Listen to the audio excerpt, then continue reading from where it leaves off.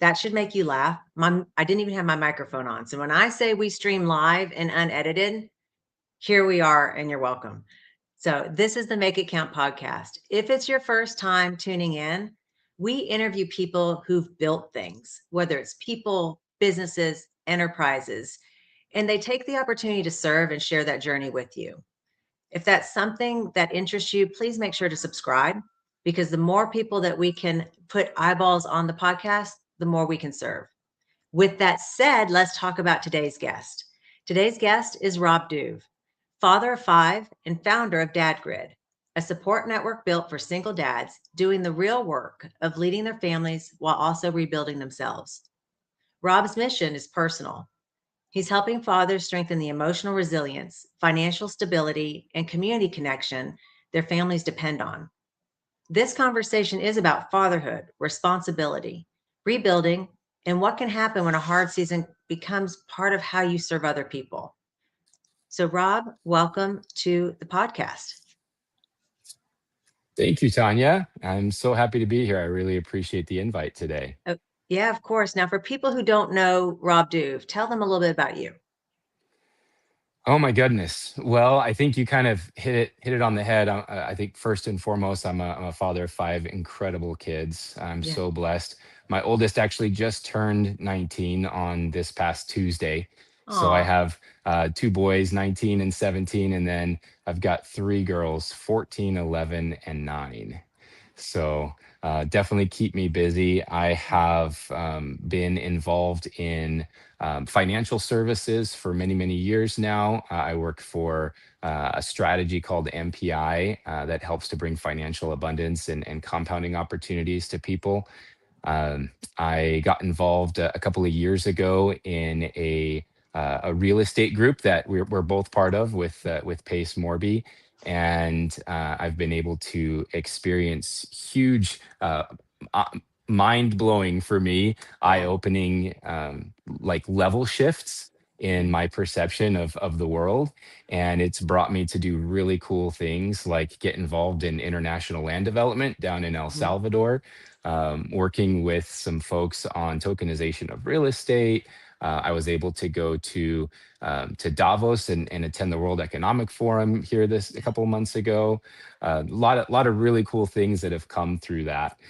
Apart from that, I have actually found myself as a single father here over the past few years. Have had an incredible parenting partner. We were together for almost 20 years, and seasons shift, things change, and I found myself as a single father of five. And so that really impacted me quite a bit and helped me to come to terms with a lot of things that I think I probably wouldn't have otherwise about myself. A lot Yeah. of times, us guys, right, we're told to rub a little dirt in it and pick ourselves up and keep moving forward.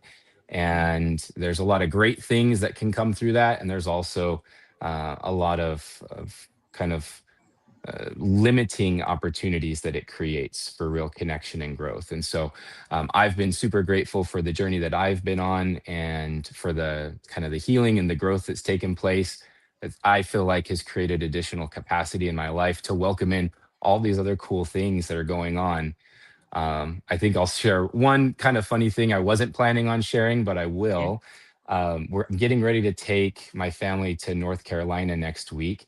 My 14-year-old is an incredible ninja warrior, and Oh. they have the world's championships there in Greensboro next week, and Mhm. so she'll be competing there.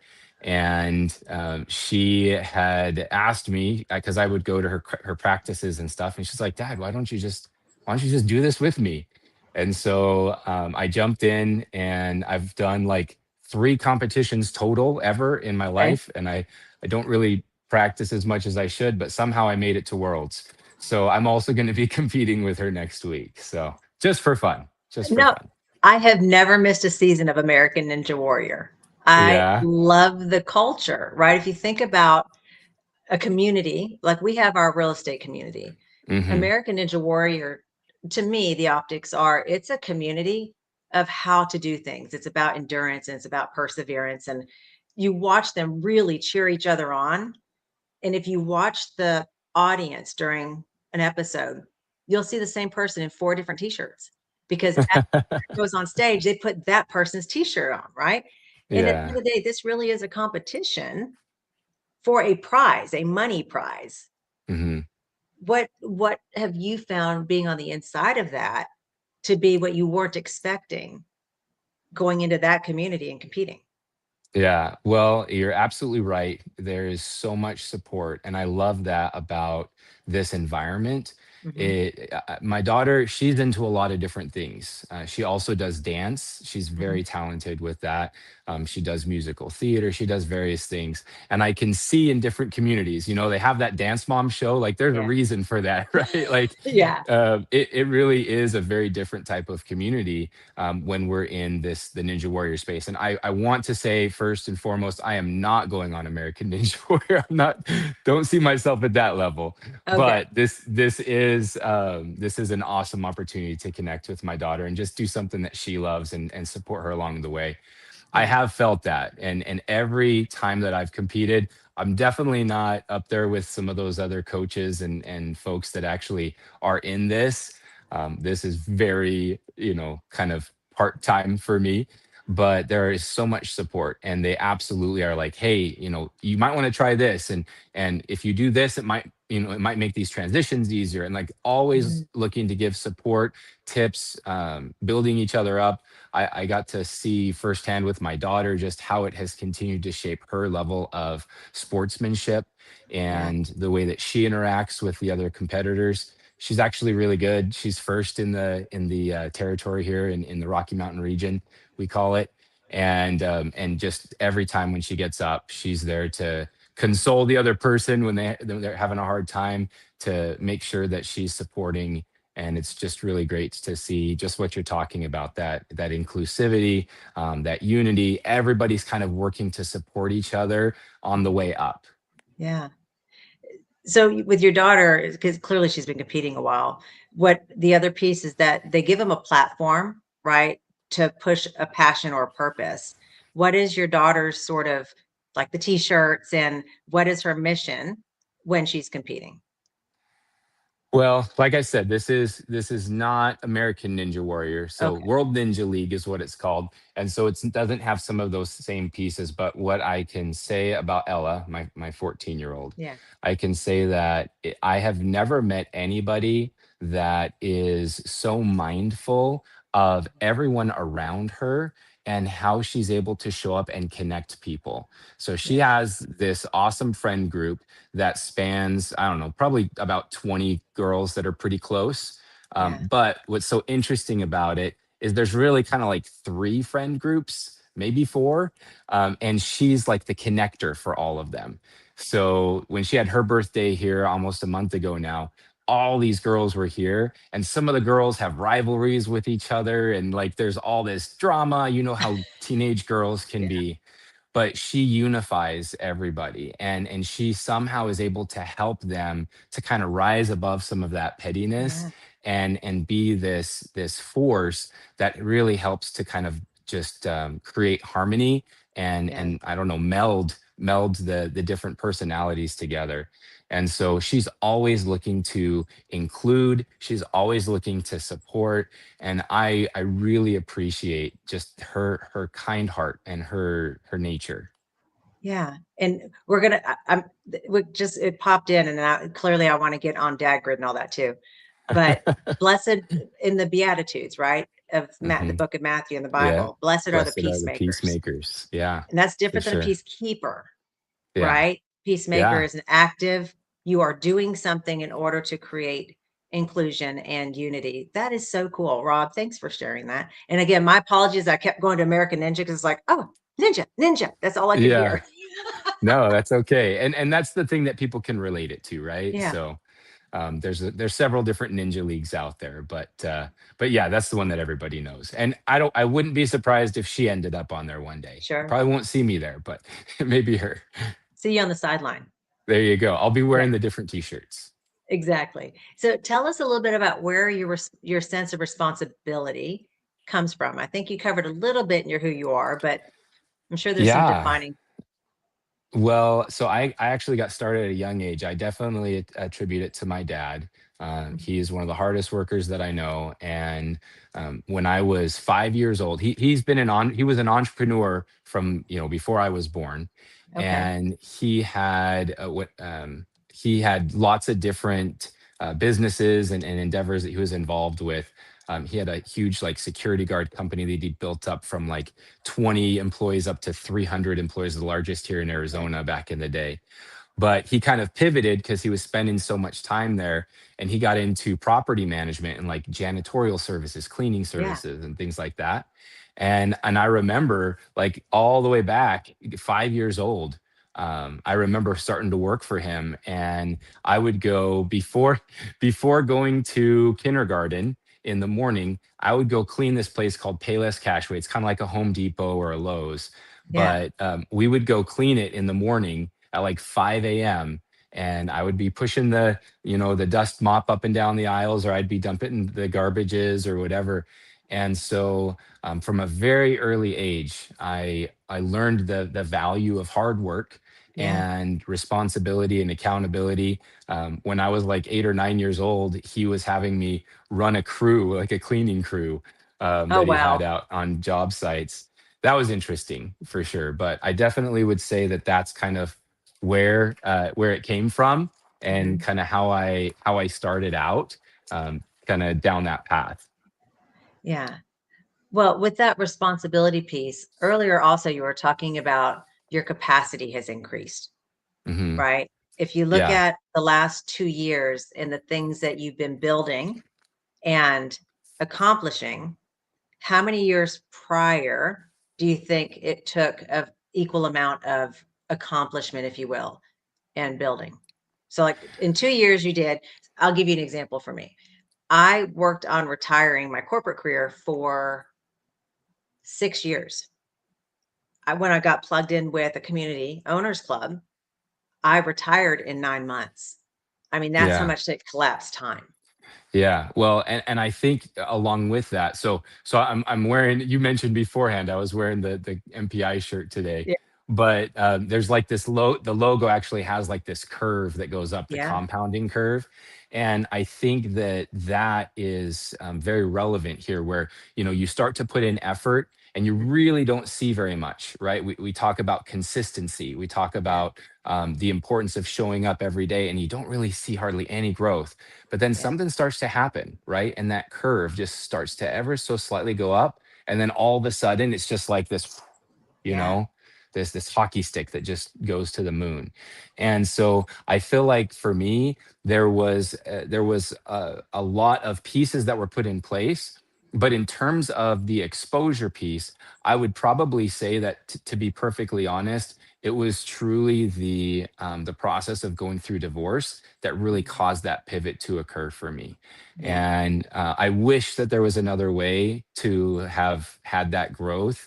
Like I said, I truly believe my parenting partner is an incredible person, and I truly want her to find all that she's looking for in Sure. life. But through that, it really made me have to look at myself in the mirror. Coincidentally, that's the first step in the battle plan for Dad Grid, is looking in the mirror at yourself. Yeah. But it really caused me to take a hard look at myself and what was going on in here. Mhm. And the journey really started with my emotional healing. And I would say that for me, that process of awareness, it was probably a good year or so before I even could get to a point where I could believe that certain things were possible. Oh, And yeah. so, as an example, and I think this would be relevant for a lot of the dads out there, I actually struggled my entire life with my sense of self worth. I think a lot of high performers have a similar type challenge, where we never feel like we're good enough. We never feel like we do enough. We always feel like we're failing. Yeah. Right. And it can be a good motivator, but it also is terrible. It's Yeah. terrible place It to can be live from. unhealthy too, right? Depending on the Terribly extent. unhealthy. Yeah. Yeah, and I remember looking at myself in the mirror. I started this journey with emotional healing and a particular practice that I got involved with, called IPT. But in the process, just some of the books that I read and some of the things that I was learning, it talks about affirmations. Mhm. And I remember every single day looking at myself in the mirror and talking to myself and saying things like, you are a caring father, you show up, you do the work, you make a difference, Yes. you are worthy of love. And then I would always, and whatever I would say, right, whatever the morning message that I would tell myself, the pep talk I would give Yeah. myself, I would always end it like looking at the mirror and saying, I love you. And I didn't really feel anything. Every time I said it, like it didn't hit. I just was saying words. Okay. And I remember it was actually, so we went through lots of stages in the divorce process. We tried nesting, which is, keeping the kids in the same house, but the parents going to different places and kind of alternating out. And I remember on one of those times, I was actually at my dad's house. They weren't home, and I came out of the shower. I looked in the mirror, and when I said that pep talk to myself, I actually felt it. And it was the first time, and I actually like, gave myself a hug. And it was the first time that I actually felt like, I love you. Like, I Mhm. actually love you. I actually care about what's going on. And you are totally okay just as you are. Like, it was a year. It was a year of me doing that before that happened. And then I would say, to your point, from that point, Mhm. once I had that understanding and I could actually embrace it, then it really helped to like compress time for Yeah. the rest of my healing to start taking place. And I want to be clear, I am nowhere near completely healed. I don't want to claim that I am, but I definitely have come quite a bit further on my journey. And I'm so grateful to be able to share kind of what has happened for me and Yeah. provide it as a resource, because there just aren't enough resources for dads out there, particularly single dads, to be able to take advantage of. Well, I think gender wise, to your point, right? By a society, we create these behavior expectations of if you are a male, this is the expectation, be Yeah. emotionally stoic, etc. If you're a female, right? The society creates those things. Why do you think is important for the affirmation process that you were doing to be saying it out loud and in a mirror versus just saying it internally? Well, so we know that we learn through all of our senses, Yeah. right? And what's fascinating to me is they have done studies that show that if you just think about something, that your mind can't tell the difference. But they've also done studies that show. I remember myself growing up, my mom would always have me speak what I was writing. I was homeschooled briefly when I was growing up, and she would have me speak what I was writing, because when you speak it and you write it and you engage multiple of your senses, it Yeah. creates a more permanent bond with your mind, right? And so you can absolutely just think the things, and there's nothing wrong with that. But if you're saying it, and then if you do an action like actually hugging yourself Yeah. while you're saying it, all of these things are just additional pieces that help to cement it and make it more real to me, to you, to who's experiencing it. When that year happened and you felt something different about it, describe what you mean by felt. Like, how is it different in a feeling than it had been when you had been doing it for a year and you're like, meh, like done it. Okay, done. Was it more of a task initially? I think that with a lot of things in life, Hmm. when we start out, we might understand that they're valuable, but it doesn't mean that they resonate with us. Yeah. Going to the gym, I've been on a journey now with my health and exercise. I work out 6 days a week now, and that came from me, not being as diligent, let's say, in the past. Yeah. But starting that process out, it's not, and I'll say to this day, like, I don't get that super pump, that super high, like, oh, yes, I get to go to the gym, I get to work out. Like, Yeah. I'm not there yet still. And it's been a few years now, but I recognize the importance of getting started. And once you do that, right, it only takes, what is it, like 30 days to create a habit or something like that. Yeah. And then it's not just an obligation, it's something that I actually see value in. And I may not particularly enjoy the thing, but I enjoy what it provides me. Right. And what I'll tell you about that specific instance is it was completely heartfelt. It was like I was talking to a loved one, and I was feeling it, like my heart expanded and exploded in this sense of love for myself. And that I was just I broke down crying. Like it was Yeah. really, really powerful for me to have that experience. And it wasn't just like saying words into a mirror. It was like feeling and believing what that those words were true, knowing that those Yeah. words are true. I think that's probably what it was, is that I knew that I was loved, that I Yeah. loved myself enough, and that I had gotten to that point. And I will tell you, and I'm grateful we started this with a prayer before we came on stage. I will tell you that God and the power that we all have, because I believe we are children of God, to connect to the divine and our creator, and to have that be restored, to have remembrance of Yeah. that. That is so powerful. And that's, I think, what happened to me that day. Is I remembered, yes, I am a child of God. Yes, I am loved unconditionally, and I can love myself because I have heavenly parents that love me no Yeah. matter what. Yeah.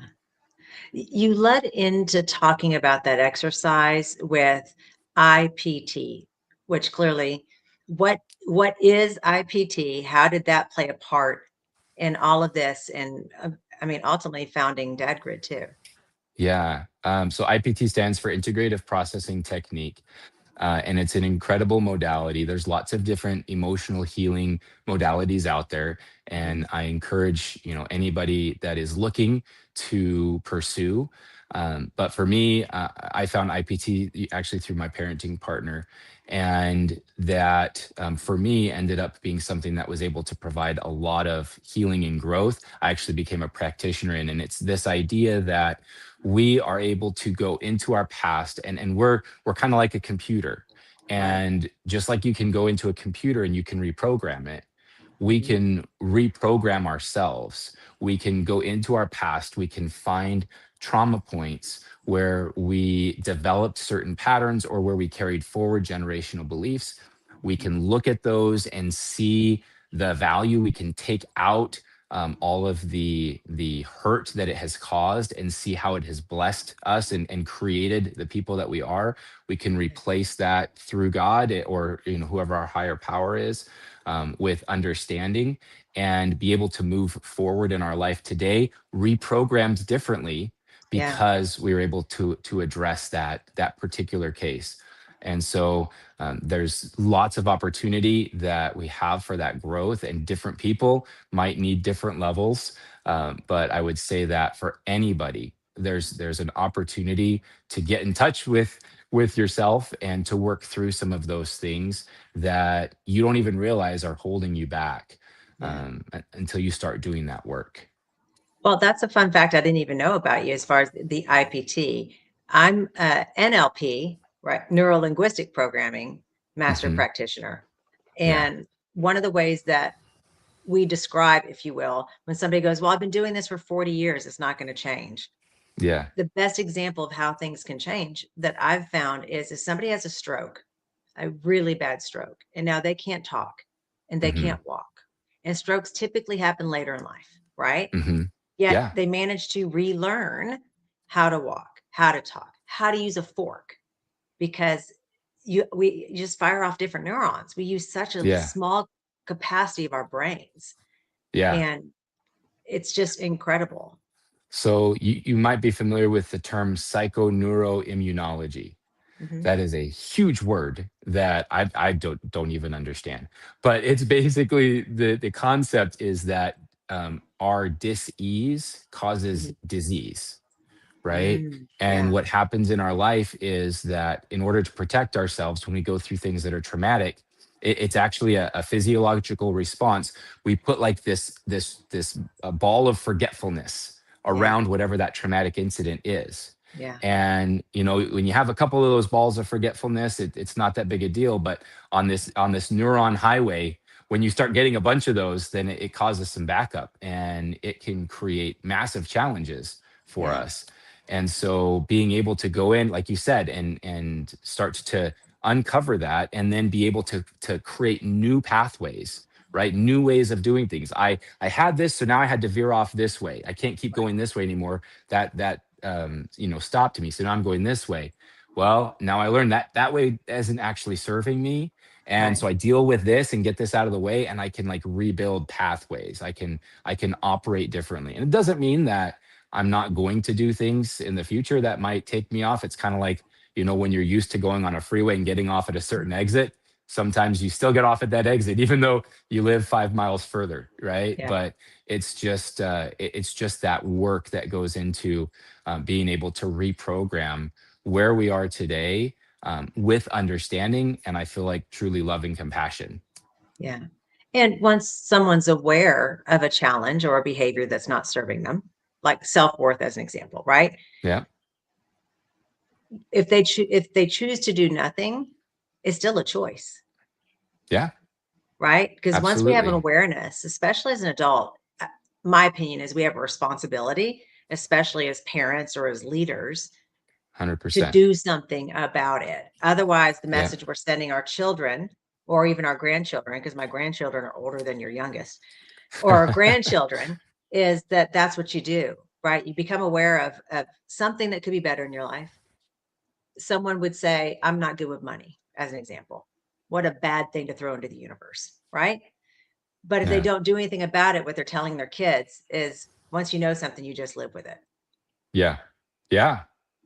Absolutely. And I think that's probably one of the greatest gifts that I would Yeah. say that has come through this whole thing, is the awareness that's come into my realm of knowledge, Yeah. and the realization that while I can't create control everything that happens to me, or what I'd probably say is for me, that Yeah. I get to take responsibility how I respond, Right. right? And so you're absolutely right, and that is definitely part of breaking those generational patterns, that I want for my kids, and that I want for all kids, right? Yeah. I think that that's a big part of what's led me to Dad Grid, and to establishing it for fathers to be able to break those generational chains, those patterns.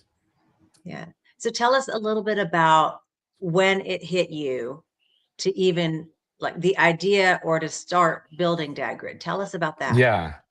Yeah, so it was in 2023, January of 2023. I was at this event. It's an event for like entrepreneurs, and they call them like menaces to society. Which, if you think about like our founding forefathers, were menaces, Right. right? To the crown. And so it's about making a difference, because you need to, because Yeah. it's timely. And so I went to this event, and the key speaker was Ed Milet. So I there to go hear Ed Milet, incredible person, and I'm confident that his stories around his interactions with his dad, and actually some of the things with his own kids, with his daughter, I'm sure that put me in a mindset that I was Yeah. more prepared for what was coming. But I don't even remember the person's name. It was one of the other speakers, and it wasn't even like a revolutionary message, but I feel like I was just in the right mindset to Mhm. receive this idea of like, if not me, then who? And Yeah. if not now, then when?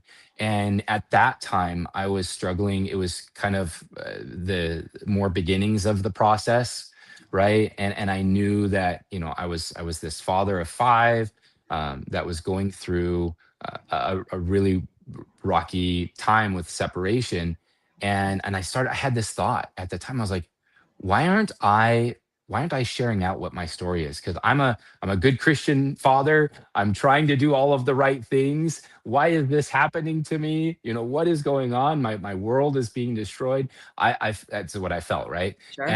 And why aren't I sharing this out to other? Because I'm confident that there's lots of other Christian fathers that are suffering with this, and they're just as confused as I am. And maybe some of the things, I had just started IPT, for example, at that Mhm. time. I just kind of gotten into it for a few months, and I'm like, why aren't I sharing some of these things out? I need to share these things out.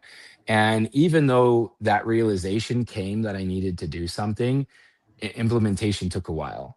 Sure. And I still was kind of with that, even though I knew, like, if not now when, if not me who.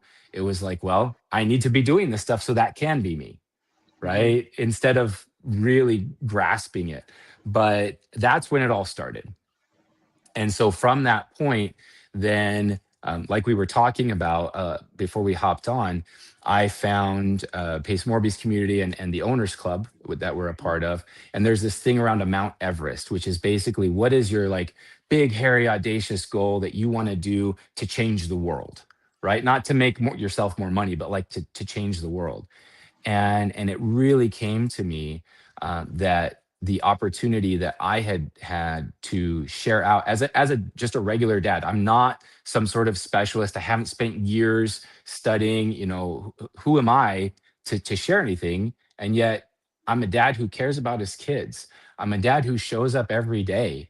I had the opportunity to be the primary parent of our kids for the first couple years of our divorce, and the opportunity that provided me to understand the real life challenges. Like, you don't get to go and hide, right? Yeah. You have to show up and you have to deal with it. And yes, I'm working on my own self, but I'm also raising these kids. And it's my obligation, it's my responsibility and the duty that I chose, right? Yeah. I could have shirked that duty, but it's something that I chose. And so if I chose it, then why wouldn't I go all in with it? And so just all of my experience going through and seeing the opportunity that exists to support children in a single parent environment, and the impact that it has for those of us who are custodial parents, custodial fathers who are Right. custodial parents, the primary parent. And everything, it seems like, careful with generalizations, but it seems like so much is geared towards single moms, which I don't want to take anything away from. But the reality is that in the United States, that there's about 3 million kids that live primarily with their dad. And Mhm. that's compared to about 15 million kids that live primarily with their mom. So, Yeah. it makes sense. 80% um, live with their mom. So, of course, the focus is going to be there. But what about that 20%? Yeah. And have you ever heard of the 80/20 rule, Tanya, the Pareto's principle? I have, but share it with the people watching so in case they So, have. yeah, so basically the idea is, and this spans any kind of area of your life, that 20% of your effort creates 80% of the results. 20% of the people in your company are going to create 80% of the profit, right? Yeah. 20% of the things that you're doing each day are creating 80% of your growth. Just like that idea. Yeah. And when I started looking at the numbers, when I started looking at just what we know that, and it's not exactly 80, it could be 72 or 83, or but approximately 80% of kids who struggle with dropout, high school dropout, teenage pregnancies, repeat arsonists, violent offenders. Like, if you start going across the board, 80% come from homes that don't have a father figure, a Mm. regular father figure in their life. Yeah. And so in my mind, when I started looking at the fact that 20% of single parents are fathers, and 20% of the kids out there are being raised by their fathers, what sort of opportunity exists for societal systemic change Yeah. if we empower those dads with the tools and resources that allow them to increase their emotional awareness, their financial abundance, and their community connections? And so that's really kind of where all of this started coming together for me. Mm. And I realized that what I wanted to do, I am not the person. I don't need to be the person. Yeah. What I want to do, though, is I want to create, we're in real estate. We have the creative listing.com Yeah. of single fathers, or of fathers in general. For those of you that are not in our world yet, in 5 years you'll know what creative listing is. It'll be the main thing everybody uses. But right now, the MLS, right? Yeah. So if you're looking for a house and you want a penthouse suite downtown, you're going to go to the same site that I might be going to, looking for a suburban home that's 2 miles away from the junior high. Right. So we're both going to the same site. And thousands and tens of thousands of agencies and realtors have their homes, their properties available on the MLS. And Right. everybody goes there because that's where you go when you're looking for a house, right? And my idea was, and it's not that there's like competition or anything, because we're not looking necessarily for the same things. Right. Everybody can take advantage of that resource.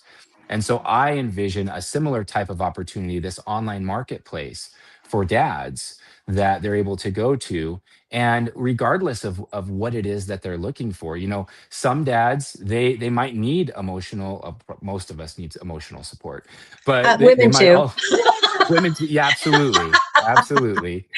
um but maybe it's just like, they need a little bit of help with navigating their divorce, or maybe they need a support group, or maybe they need to find some housing that is friendly towards Mm, single fathers, or maybe they're struggling with food stability, with the impact that happens economically, financially, going yeah. through divorce.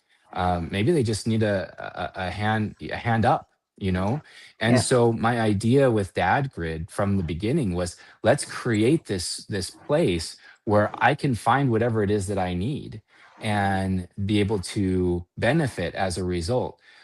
When I started my journey, I live in Mesa, but the Phoenix Valley, Phoenix, Arizona. It's the fourth largest city in the United States.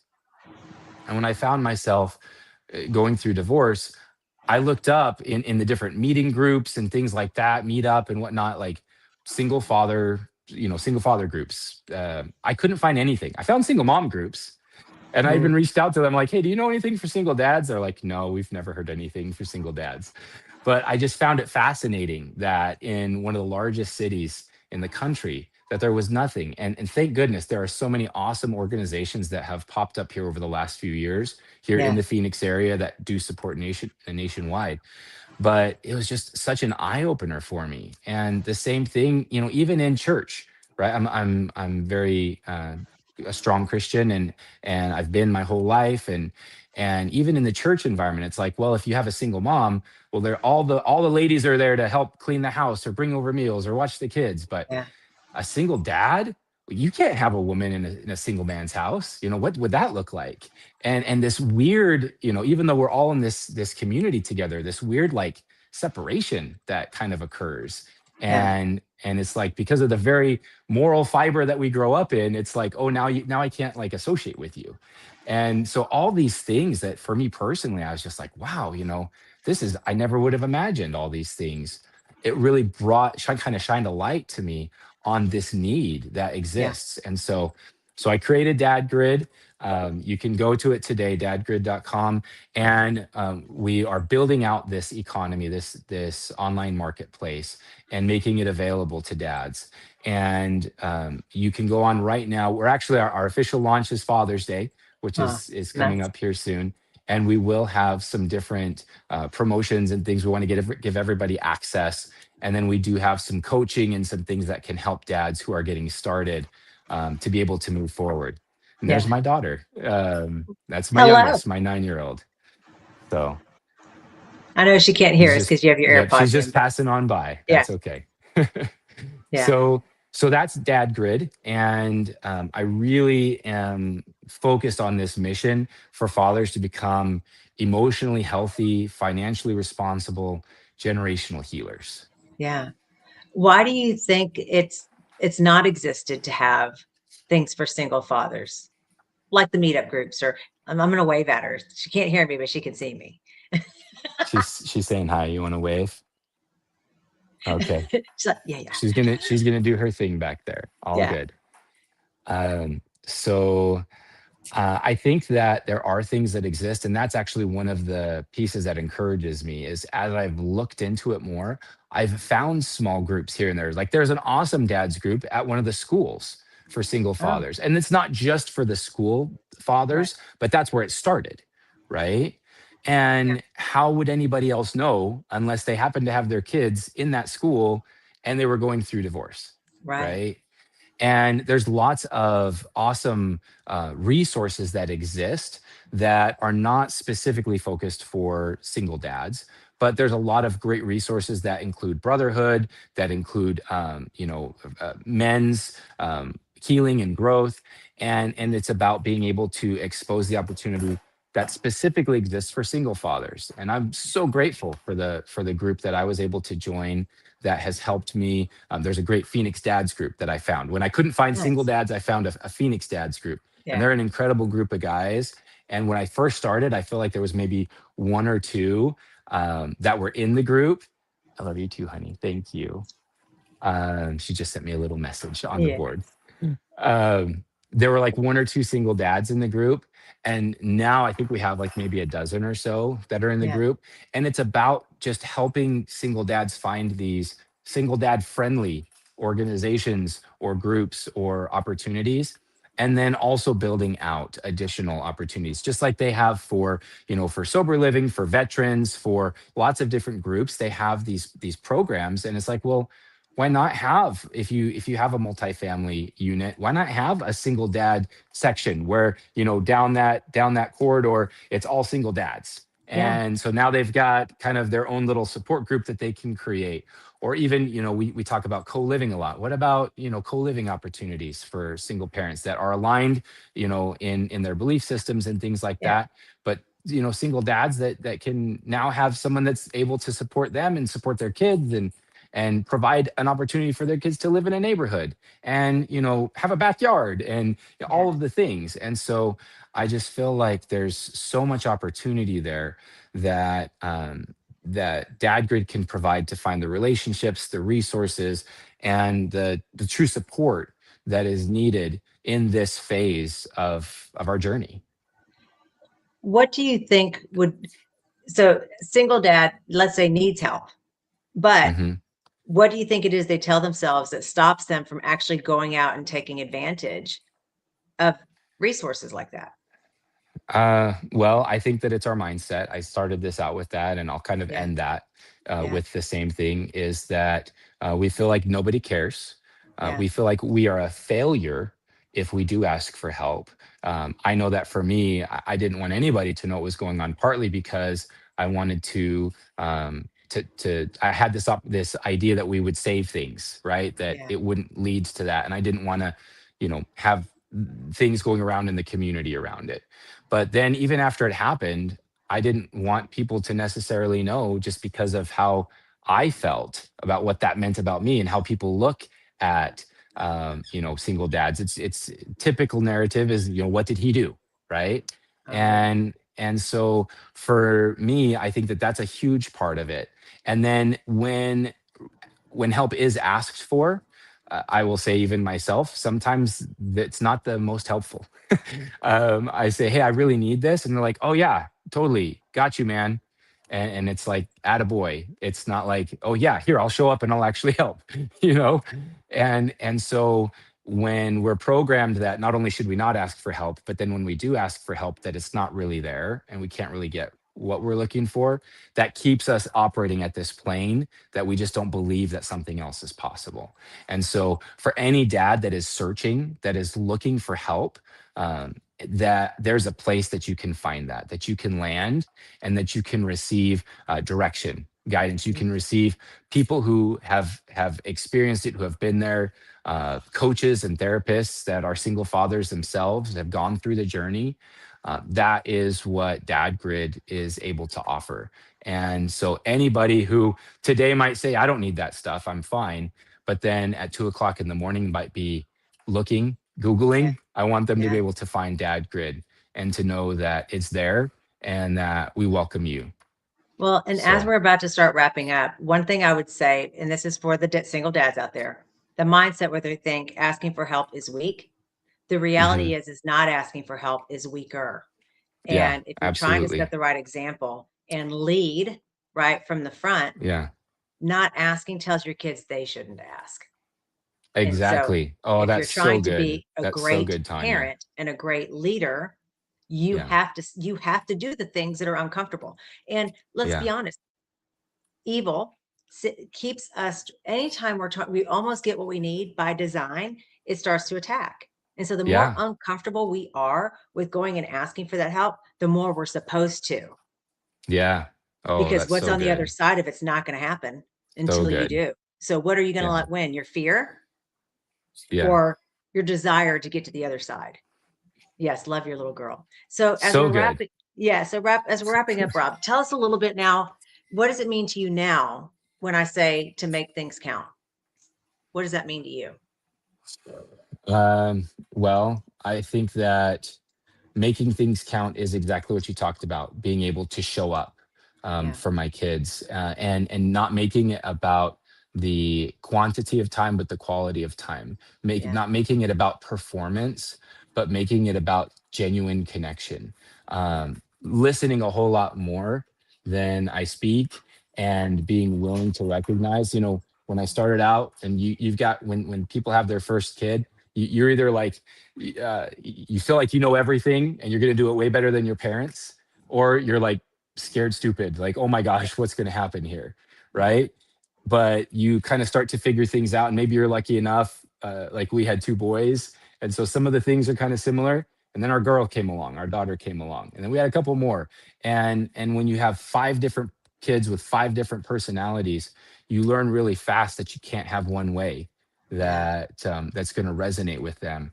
And so for me, making it count means meeting them where they're at and really looking to understand. Doesn't matter where my lens is, yeah, looking to understand from their lens, and really how I'm able um, to not make it about me, to make yeah, it about empowering the next generation, yeah, to make it about them knowing that they've got a safe space, that they're loved, for them to know that they do have a connection to the divine, to God, and their creator can support, and that they can accomplish anything, because as they dream big, yeah, knowing that they can achieve those dreams, and knowing that it is possible to go after whatever it is you're wanting, so different.